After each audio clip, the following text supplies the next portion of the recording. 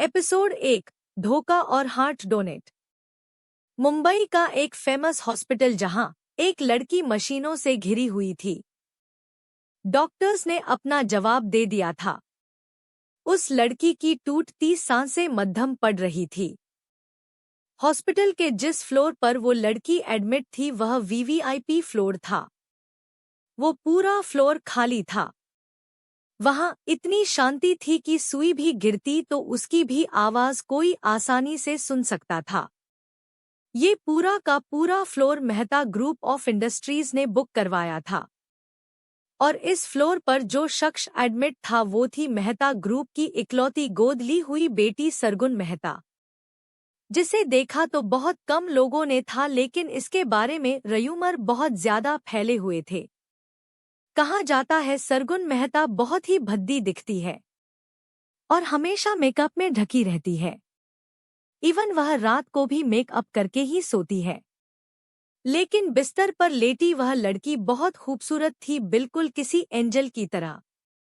लेकिन ये क्या, थोड़ी देर बाद एक नर्स उसे वैसा ही मेकअप कर देती है जैसे दुनिया सरगुन मेहता को जानती थी। दुनिया की नज़र में सरगुन अभी भी जिंदा थी, लेकिन एक एक्सीडेंट में वो बुरी तरह घायल हो चुकी थी। असल में उसे यहाँ एडमिट हुए एक हफ्ते से अधिक समय हो चुका था। मुंबई के बेस्ट डॉक्टर उसका इलाज कर रहे थे, लेकिन एक हादसे की वजह से उनका मानना था कि सरगुन का ब्रेन डेड हो चुका है। लेकिन क्या यही सच्चाई है? अगर ये सच था तो सरगुन सब कुछ सुन कैसे पा रही थी? ये कोई सोची समझी साजिश थी या फिर विधाता की लिखी नियति? कौन जानता है। ऑफ कोर्स आपकी ऑथर जानती है, पर अभी बताऊंगी नहीं। उसके लिए आपको कहानी पढ़ने पड़ेगी। मौत की दहलीज पर खड़ी सरगुन मेहता हॉस्पिटल बेड पर अपनी आखिरी सांसें ले रही थी। तभी उसके वार्ड का दरवाजा खुलता है और यहाँ एंट्री होती है मेहता कंपनी के सीईओ और बड़े बेटे रौनक की और सरगुन की बेस्ट फ्रेंड निकिता शर्मा की, जो कि एक फेमस मूवी एक्ट्रेस है। Doctor how is she? Sargun के कानों में रौनक की आवाज सुनाई देती है। मिस्टर मेहता, मैं आपको कोई झूठी उम्मीद नहीं देना चाहता हूँ। मिस मेहता की कंडीशन काफी ज्यादा क्रिटिकल है। डॉक्टर की बात सुनकर रौनक उनसे बिना किसी भाव के कहता है, तो डॉक्टर क्या वो अपना हार्ट डोनेट कर सकती है? आप तो जानते हैं ना, निकिता और सरगुन का हार्ट ऑर्गन और ब्लड ग्रुप मैच हो जाता है और निकिता की हार्ट सर्जरी के लिए हम डोनर ढूंढ रहे हैं। अगर सरगुन। रौनक अपनी बात पूरी करता उससे पहले ही डॉक्टर उन्हें कहता है, मिस्टर मेहता, यह तो पॉसिबल है, लेकिन आपको पहले कुछ डॉक्यूमेंट साइन करने होंगे। कैसे document? Don't worry mister Mehta, ये डॉक्यूमेंट फैमिली के अथॉरिटी को बताते हैं कि आपको अपने पेशेंट के ऑर्गन डिनोट करने में कोई आपत्ति नहीं है। डॉक्टर रौनक को बताता है। उनकी बात सुनकर जहां एक और रौनक की मुट्ठियां कस जाती है, वहीं दूसरी तरफ निकिता के फेस पर एक एविल स्माइल आ जाती है। वह डॉक्टर की तरफ कुछ इशारा करती है, जिसे देख वह समझ जाता है कि निकिता आज से क्या कहना चाहती है। मिस्टर रौनक, आप जल्दी अपना डिसीजन ले लीजिए। आपसे मिस मेहता और मिस शर्मा दोनों की ही कंडीशन छुपी हुई नहीं है। एक जिंदगी के आखिरी पल जी रही है तो दूसरी के पास आगे की जिंदगी जीने का मौका है।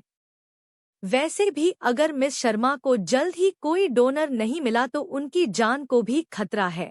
डॉक्टर की बात सुनकर रौनक निकिता की तरफ देखता है, जो अपने चेहरे पर दुनिया भर की मासूमियत लिए हुए उदासी से सरगुन को देख रही थी। रौनक, तुम जानते हो ना सरगुन मुझसे कितना प्यार करती थी। उसने कई बार मुझे बचाया है, कभी अपना खून देकर तो एक बार लिवर सर्जरी में लिवर डोनेट करके। आज वो अपनी आखिरी सांस में भी मुझे अपना दिल देने वाली है। मैं उसका ये एहसान कैसे चुकाऊंगी? निकिता रोते हुए कहती है। उसे रोते देखकर रौनक उस साइड हक करते हुए कहता है, तुम चिंता मत करो। सरगुन तुम पर कोई एहसान नहीं कर रही है। वैसे भी उसके मरने के बाद उसके शरीर के अंग बेकार हो जाते। उससे अच्छा है कि उनसे तुम्हारी जिंदगी बच जाएगी।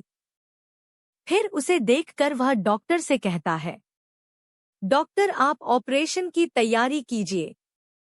मिस सरगुन का हार्ट निकिता को डोनेट कर दिया जाएगा। मैं ऑपरेशन की फॉर्मेलिटी पूरी करवाता हूँ, कहकर रौनक वहां से निकल जाता है। उसके जाते ही निकिता एक स्माइल करते हुए सरगुन के नजदीक जाती है, बिना यह जाने कि सामने लेटी लड़की उसकी बातें सुन और समझ सकती थी।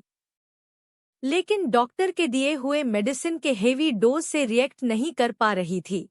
गुड बाय मेरी प्यारी दोस्त, मैं तुम्हारे दिल और उस दिल में रहने वाले रौनक का अच्छे से ख्याल रखूंगी। मैं किसी को भी तुम्हारी याद नहीं आने दूंगी। फिर डॉक्टर की तरफ देखकर, मिस मेहता का लाइफ सपोर्ट सिस्टम निकाल दो, उसे इसकी कोई जरूरत नहीं है। अब आप सोच रहे होंगे निकिता ऐसा क्यों कह रही है। वो इसलिए क्योंकि सरगुन के जानने वालों को पता था कि वो पागलों की तरह रौनक को चाहती है। पर रौनक सिर्फ उसे एडोप्टेड सिस्टर की नज़र से देखता था। बचपन में उनमें बहुत प्यार था, लेकिन जैसे ही वो टीनेज में आती है तो रौनक का वो प्यार नफरत में बदल जाता है। वो उसे परिवार की इच्छा के खिलाफ अमेरिका पढ़ने के लिए भेज देता है और वहां से आई सरगुन न जाने क्यों भयानक मेकअप के पीछे छिपी रहती थी। लेकिन उसके भद्दे चेहरे के बाद भी मेहता परिवार सरगुन से बहुत प्यार करता था। उसके बोलने से पहले ही इसकी डिमांड पूरी कर देता था। लेकिन आज मौत की दहलीज पर खड़ी सरगुन टूट चुकी थी। वह इंसान जिसके पीछे वो पागल थी आज किसी और के लिए उसके दिल निकालना चाहता था। वह इंसान इतना बेरहम निकला कि उसके मरने तक का इंतजार नहीं कर पा रहा था। वहीं उसकी बेस्ट फ्रेंड उसकी जिंदगी खत्म करने पर तुली हुई थी। एपिसोड 2, सरगुन मेहता या आराध्या राजवंश, क्या है ये नई पहचान।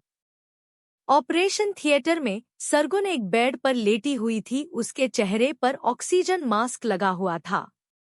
तभी डॉक्टर एक और स्ट्रेचर पर निकिता को अंदर लाते हैं। उसके साथ रौनक भी अंदर आता है। वो एक नज़र सरगुन को देखकर निकिता का हाथ पकड़ता है, डरना मत, मैं हूं तुम्हारे साथ। बस सर्जरी के बाद तुम ठीक हो जाओगी। अपनी हिम्मत बनाए रखना। उसकी बातें सुनकर निकिता इमोशनल होकर उसके हाथ को पकड़ते हुए कहती है, थैंक यू रौनक। तुम जानते हो तुम्हारी और सरगुन की वजह से मुझे नई जिंदगी जीने मिलने वाली है। मैं तुम दोनों की शुक्रगुजार रहूंगी। उसकी बात सुनकर रौनक बिना किस इमोशन से कहता है, तुम चिंता मत करो, तुम जल्दी ही ठीक हो जाओगी।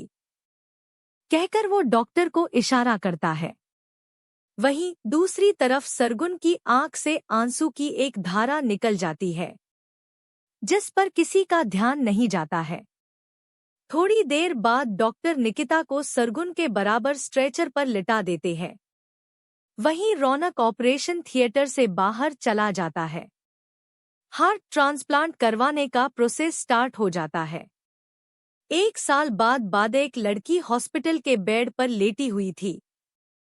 उसके बाल उसकी गर्दन तक आते थे। उसकी आंखें छोटी थी, बिल्कुल किसी कोरियन या चाइनीज ड्रामा की एक्ट्रेस की तरह। चेहरे पर कोई मेकअप नहीं था।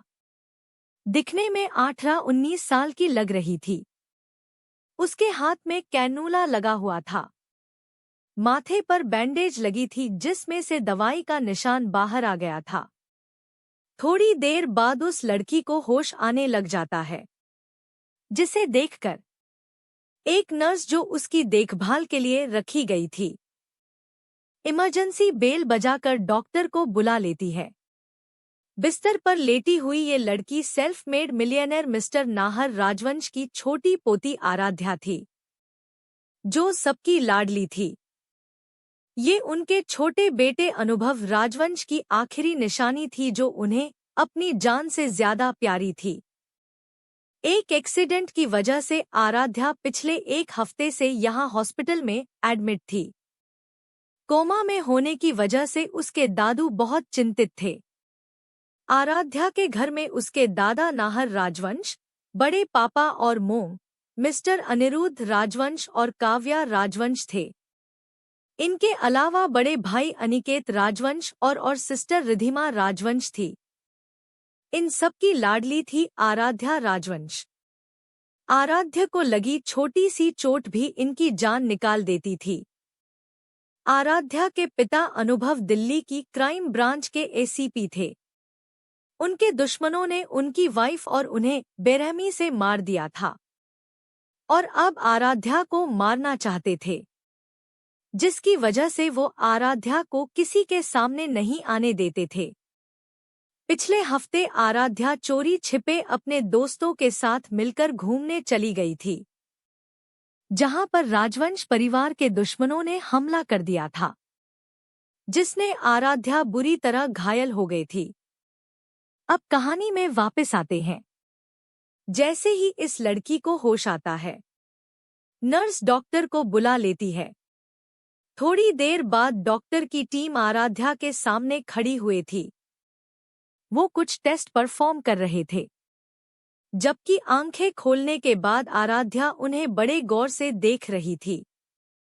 फिर डॉक्टर उसे चेक करके उससे सवाल पूछते हैं, मिस राजवंश, अब आपको कैसा महसूस हो रहा है?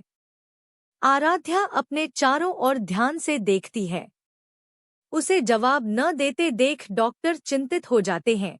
वो एक बार फिर से उससे पूछते हैं, मिस राजवंश, क्या आप ठीक हो?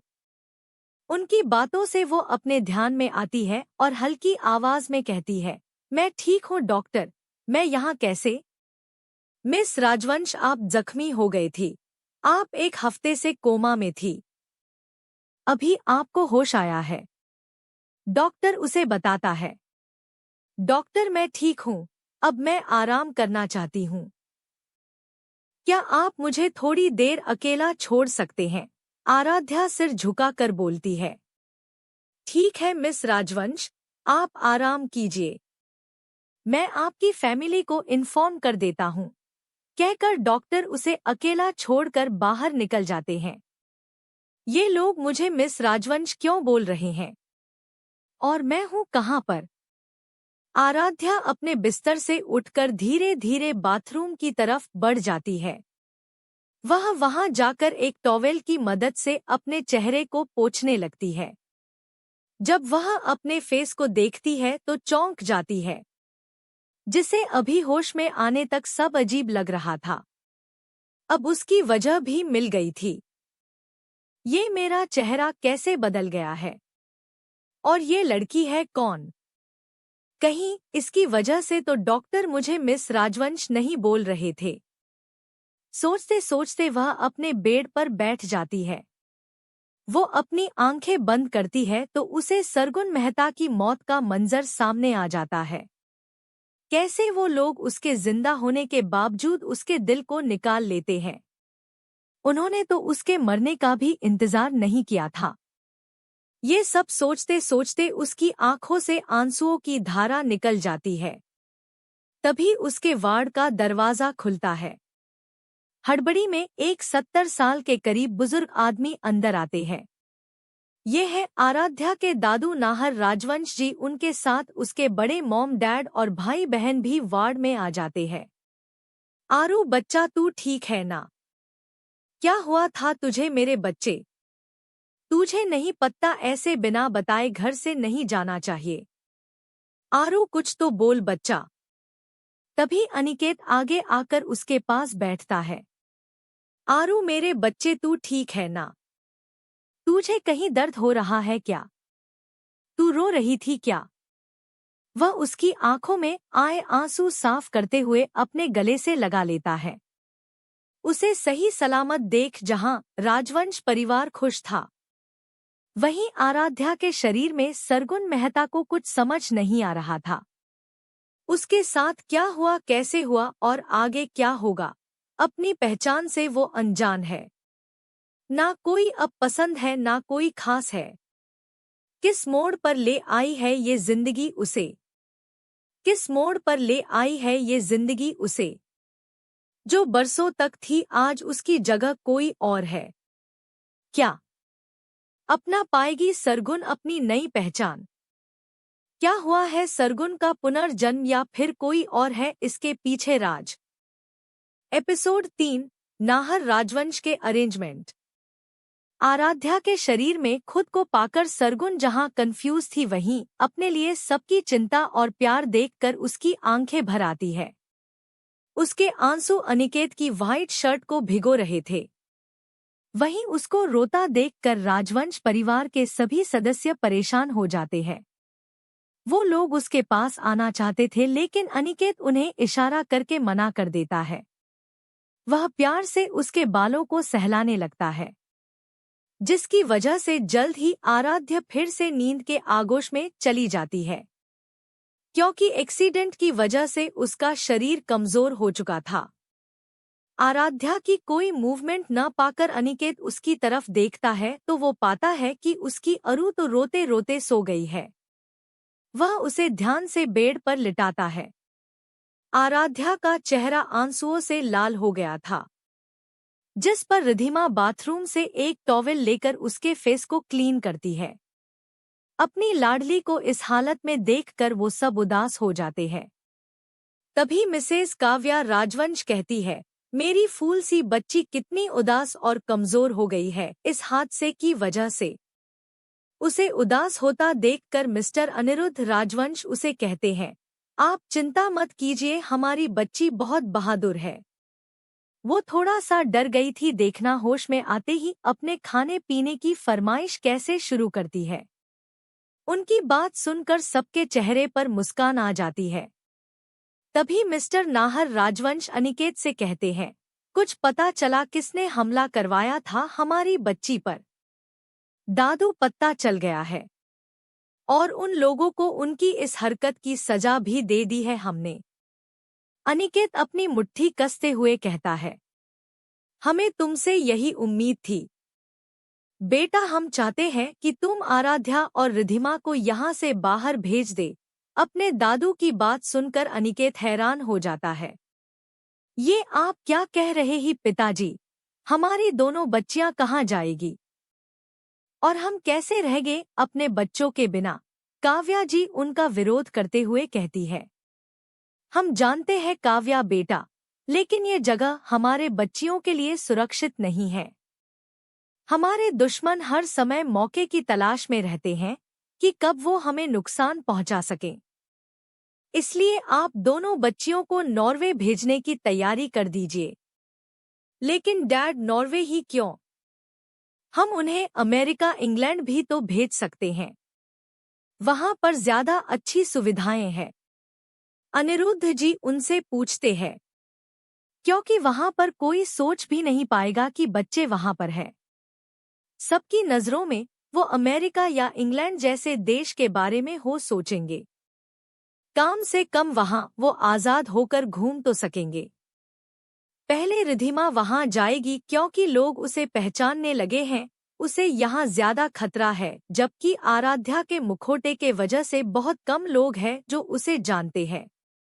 इसलिए मैं चाहता हूँ प्रीति की शादी के बाद हम आराध्या को भी वहां भेज दें, क्योंकि तब तक उसकी तबीयत भी ठीक हो जाएगी। नाहर राजवंश अपना फैसला सुनाते हुए कहते हैं, प्रीति देसाई नाहर राजवंश जी की नातिन थी जो अपनी माँ और पापा के साथ राजवंश भवन में ही रहती थी। इनके बारे में हम आगे जानेंगे। सभी लोग नाहर जी के फैसले से दुखी थे, लेकिन अपने बच्चों की सलामती के लिए वह इसके लिए भी तैयार हो जाते हैं। वहीं दूसरी तरफ अनिकेत आराध्या के सिरहाने बैठकर उसके बालों को ही सहला रहा था। थोड़ी देर बाद अनिकेत और अनिरुद्ध दोनों डॉक्टर के केबिन में थे, जबकि बाकी लोग वार्ड में बैठे हुए आराध्या के जागने का इंतजार कर रहे थे। डॉक्टर के केबिन में, देखिए मिस्टर राजवंश, पेशेंट की हालत अभी खतरे से बाहर है, लेकिन सिर पर चोट लगने की वजह से हो सकता है वो थोड़ा अनयूजुअल एक्ट करे या उन्हें थोड़ा समझने में प्रॉब्लम हो। आप उनका ध्यान रखिएगा और 1 महीने तक हर हफ्ते चेकअप के लिए हॉस्पिटल में ले आएगा।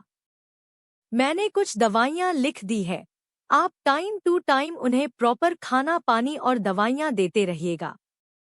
अगर फिर भी कोई प्रॉब्लम होगी तो आप उन्हें हॉस्पिटल ले आएगा। डॉक्टर की बात सुनकर अनिकेत रॉब से कहता है, क्या तुम उसे घर में चेक नहीं कर सकते हो? उसकी बात सुनकर डॉक्टर उसे कहता है, देखिए मिस्टर राजवंश, आपको सिस्टर का केस बहुत ही क्रिटिकल था। उनका बच पाना भी किसी मिरेकल से कम नहीं था।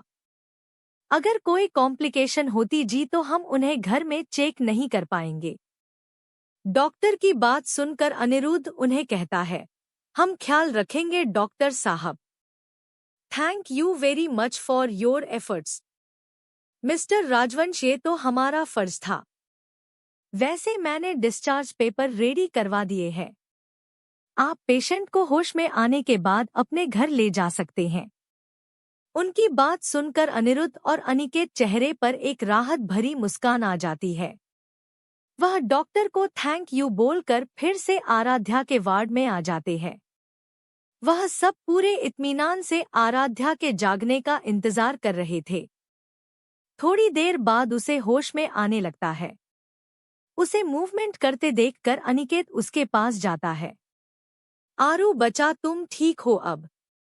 उसके सवाल पर वह सिर्फ हाँ में अपना सर हिला देती है, जिस पर अनिकेत उसे फिर से बातों में इंगेज करने के लिए पूछता है, तुम्हें कहीं दर्द हो रहा है क्या? जिस पर वह चुप बैठ जाती है। अपने भैया को नहीं बताएगी मेरी गुड़िया? उसे कहाँ दर्द हो रही है तो भैया तुम्हारी हेल्प कैसे करेंगे? अनिकेत के इतने प्यार से बात करने पर वह इमोशनल हो जाती है, लेकिन अगले ही पल उसे याद आ जाता है कि वो आराध्या नहीं बल्कि उसके शरीर में सरगुन महता है। एपिसोड 4, आराध्या का घर आना। आरू बचा, तुम ठीक हो अब? उसके सवाल पर वह सिर्फ हाँ में अपना सर हिला देती है, जिस पर अनिकेत उसे फिर से बातों में इंगेज करने के लिए पूछता है, तुम्हें कहीं दर्द हो रहा है क्या? जिस पर वह चुप बैठ जाती है। अपने भैया को नहीं बताएगी मेरी गुड़िया? उसे कहाँ दर्द हो रही है तो भैया तुम्हारी हेल्प कैसे करेंगे? अनिकेत के इतने प्यार से बात करने पर वह इमोशनल हो जाती है, लेकिन अगले ही पल उसे याद आ जाता है कि वो आराध्या नहीं बल्कि उसके शरीर में सरगुन महता है। बेशक मेहता परिवार उसे बहुत प्यार करता था, लेकिन अनिकेत का उसकी बहन के लिए प्यार, उसकी केयर अनिकेत की आंखों में दिखती थी, जिसे देख उसकी आंखों से कुछ बूंदें आंसुओं की निकल जाती है, जिसे देख अनिकेत अपने हाथों से उसके आंसू साफ करने लगता है। उसकी केयर देखकर सरगुन अपनी गर्दन हिलाकर कहती है, मैं ठीक हूँ भैयू, बस यहाँ दर्द हो रहा है। अपने सिर पर बंधी पट्टी की तरफ इशारा करती है। उसे बात करते देख सभी के चेहरे पर मुस्कान आ जाती है। तभी अनिकेत उसे कहता है, अब हम अपने घर चले जाएंगे, फिर वहां आप आराम करना।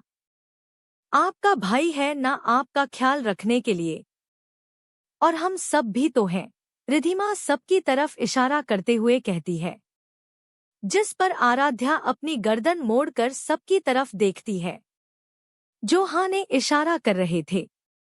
वार्ड का माहौल थोड़ी देर में ही खुशनुमा हो चुका था। थोड़ी देर बाद डॉक्टर डिस्चार्ज पेपर लेकर वार्ड में एंटर करते हैं। वह आराध्या को घर भेजने से पहले एक बार चेक करना चाहते थे, इसलिए सब बाहर निकल जाते हैं।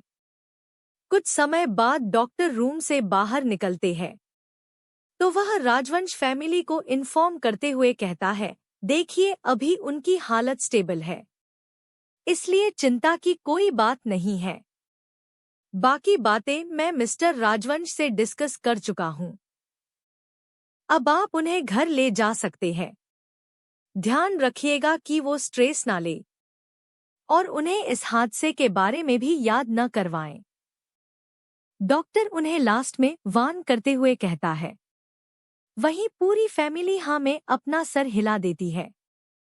थोड़ी देर बाद एक नर्स व्हील चेयर लेकर वार्ड में आती है क्योंकि आराध्या अभी कमजोर थी, जिसकी वजह से वो ज्यादा देर चल या खड़ी नहीं हो सकती थी और इस समय वह 25वें फ्लोर पर एडमिट थी।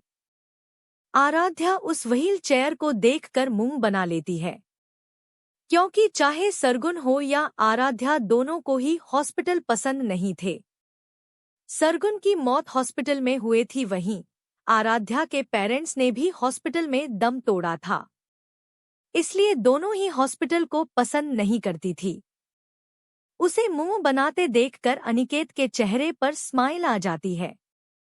वह उसे प्रिंसेस स्टाइल में उठाते हुए कहता है, मेरी गुड़िया को इस पर बैठने की कोई जरूरत नहीं है, उसका भैयू है ना इस काम के लिए। अनिकेत आराध्या को वैसे ही उठाते हुए लिफ्ट के जरिए नीचे ग्राउंड फ्लोर पर ले आता है। एंट्रेंस से बाहर निकलते ही बाहर गाड़ियों का काफिला खड़ा था। अनिकेत के आते ही गार्ड दरवाजा खोल देता है। अनिकेत वैसे ही आराध्या को लेकर गाड़ी में बैठ जाता है। उसके साथ रिधिमा भी गाड़ी में बैठ जाती है। थोड़ी देर बाद वो गाड़ियों का काफिला वहां से निकल जाता है।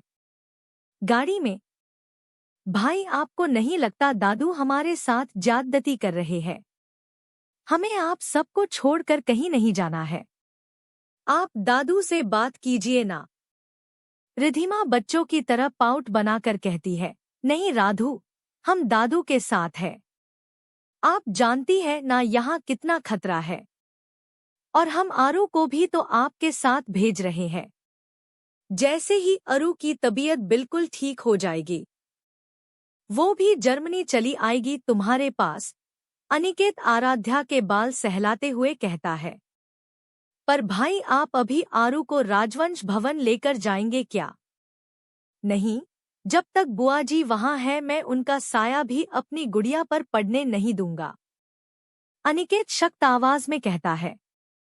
वहीं अनिकेत की गोद में बैठी आराध्या ध्यान से उन दोनों की बात सुन रही थी। उसे याद आ रहा था आराध्या कभी भी राजवंश फैमिली में नहीं रहती थी। सभी उससे मिलने के लिए अनिकेत के प्राइवेट विला में ही आते थे। वहीं अनिकेत और रिद्धिमा हमेशा उसके साथ वहीं रहते थे। उस पर हुए हमले की वजह से वो उसे घर से बाहर नहीं निकलने देते थे। लेकिन घर में भी मिसेज देसाई, अनिरुद्ध की बहन, उसे बहुत परेशान करती थी। वह उसे उसके भाई का कातिल कहती और घर में किसी के न होने पर मारती भी थी। जब नाहर राजवंश जी को उनकी बेटी के कारनामों का पता चलता है, तो उसे वो अपने घर जाने के लिए कहते हैं।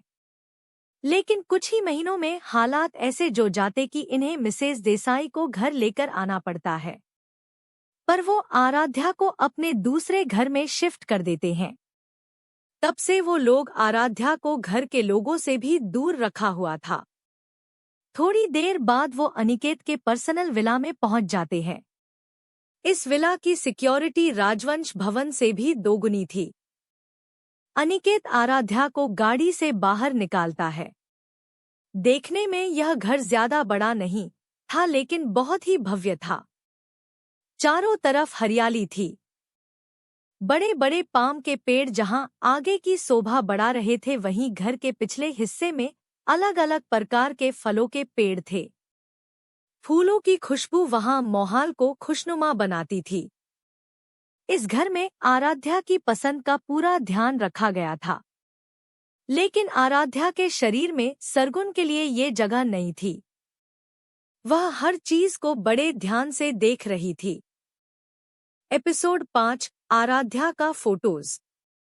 थोड़ी देर बाद वो अनिकेत के पर्सनल विला में पहुंच जाते हैं। इस विला की सिक्योरिटी राजवंश भवन से भी दोगुनी थी। अनिकेत आराध्या को गाड़ी से बाहर निकालता है। देखने में यह घर ज्यादा बड़ा नहीं था, लेकिन बहुत ही भव्य था। चारों तरफ हरियाली थी। बड़े बड़े पाम के पेड़ जहां आगे की शोभा बढ़ा रहे थे, वहीं घर के पिछले हिस्से में अलग अलग प्रकार के फलों के पेड़ थे। फूलों की खुशबू वहां माहौल को खुशनुमा बनाती थी। इस घर में आराध्या की पसंद का पूरा ध्यान रखा गया था, लेकिन आराध्या के शरीर में सरगुन के लिए ये जगह नहीं थी। वह हर चीज को बड़े ध्यान से देख रही थी। अनिकेत आराध्या को उसके कमरे में जाने के लिए कहता है, जिस पर आराध्या एक पल के लिए कंफ्यूज हो जाती है क्योंकि उसे नहीं पता कि आराध्या रहती कौन से रूम में थी। वह अपनी आंखें बंद करके याद करने की कोशिश कर रही थी कि उसे आराध्या की लाइफ का कुछ याद आ जाए। उसे खुद के दिमाग पर जोर डालते देख अनिकेत और रिधिमा चिंतित हो जाते हैं। आरू, क्या हुआ तुझे? कहीं दर्द हो रहा है क्या? रिधिमा आराध्या के पास जाकर उसे पकड़ते हुए कहती है। मैं ठीक हूँ दिदू, आप चिंता मत करो। क्या मैं अपने कमरे में जाऊं? हाँ गुड़िया, तुम जाओ और आराम करो। मैं तुम्हारा खाना तुम्हारे रूम में भिजवा दूंगा। ठीक है, अनिकेत उसके बालों को ठीक करते हुए कहता है। उनकी बात सुनकर आराध्या हाँ में सिर हिलाकर लिफ्ट की तरफ बढ़ जाती है। ये लिफ्ट अनिकेत ने स्पेशल आराध्या की पसंद पर लगवाई थी। ये तो अच्छा हुआ मुझे सही समय पर याद आ गया कि आराध्या का कमरा कौन सा है, नहीं तो मेरा तो आज भांडा ही फूट जाता। मुझे तो ये समझ नहीं आ रहा कि ये हुआ कैसे है। आज की मॉडर्न साइंस में ऐसा मैंने पहली बार देखा कि मरने के बाद किसी और के शरीर में आत्मा भी आ जाती है। सरगुन उत्सुकता से आराध्या का कमरा देख रही थी। वहां पर आराध्या के ढेर सारे फोटोज लगे हुए थे, जिसने वो हंसी खुशी अपने परिवार के साथ थी। पर इन सब फोटोज की जो बात सबसे अलग बनाती थी वो ये कि सब में आराध्या के बाल काटे हुए थे। उसका हुलिया भी लड़कों की तरह था। उसे देखकर कोई भी नहीं कह सकता था कि वो लड़की है। उसमें और भी बहुत सारे फनी फेस बनाए हुए फोटोज थे, जिसने आराध्या दो लड़के और लड़कियों के साथ मस्ती कर रही थी। कुछ तस्वीरों में उसका गेटअप बिल्कुल बदला हुआ था, लेकिन पता नहीं क्यों उसे आराध्या जानी पहचानी लग रही थी। पर वो उस बात पर ज्यादा ध्यान न देकर बिस्तर पर बैठ जाती है। जैसे ही वो अपनी आंखें बंद करती है, उसे अपने सामने निकिता और रौनक के चेहरे आने लगते हैं। कैसे उन लोगों ने उसे जिंदा ही मार डाला था। सब कुछ याद आते ही वो अंदर से कांप जाती है। वह झट से अपनी आंखें खोलती है। मैं उन लोगों को छोड़ूंगी नहीं। मैंने क्या बिगाड़ा था उनका? एक से मैं बहुत प्यार करती थी और दूसरी मेरी सबसे अच्छी दोस्त थी। अगर दोनों मुझसे इतनी नफरत करते थे तो बता देते, मैं खुद उनकी जिंदगी से दूर चली जाती, लेकिन इस तरह मारना क्या सही था। बचपन से मैं और रौनक साथ पले बड़े थे। मुझे एक छोटी सी चोट भी लग जाती तो वो डॉक्टर की पूरी फौज लगा देता था। उस इंसान को इतनी नफरत कैसे ही सकती है मुझसे? और निक्की, उसे आज सुपरस्टार बनाने में मेरा हाथ था। Famous hidden director Sargun Mehta का। लेकिन बदले में मुझे क्या मिला?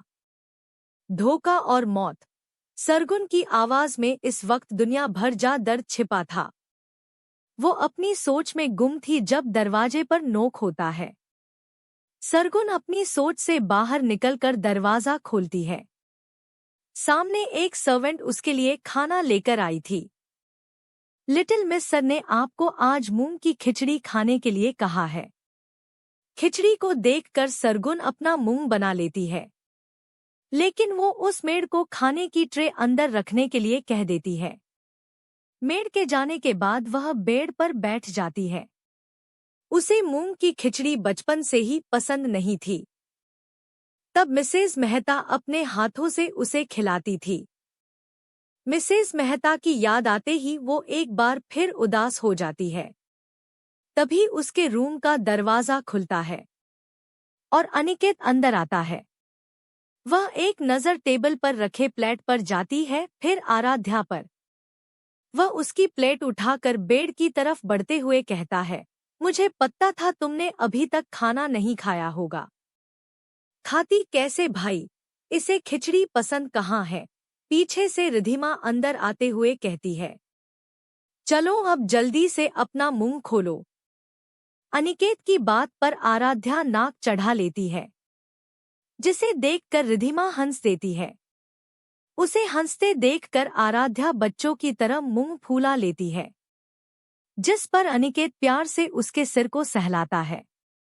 मेरी गुड़िया के ऊपर हंसो मत, वो बहुत अच्छी है ना गुड़िया? अब जल्दी से मुंह खोलो। इसी तरह बातों ही बातों में अनिकेत आराध्या को खाना खिला देता है। फिर उसे मेडिसिन देकर सोने के लिए कहकर वो और रिधिमा बाहर आ जाते हैं। दूसरी तरफ राजवंश फैमिली की हवेली में एक और अनिकेत आराध्या को अपने प्राइवेट घर में ले जाता है। वही दूसरी तरफ राजवंश फैमिली में प्रीति देसाई अपने कमरे में कीमती चीजों की तोड़ फोड़ कर रही थी। उसे देखकर कोई भी कह सकता था कि वो कोई पागल है जो इतने कीमती सामान को इस तरह तोड़ रही थी।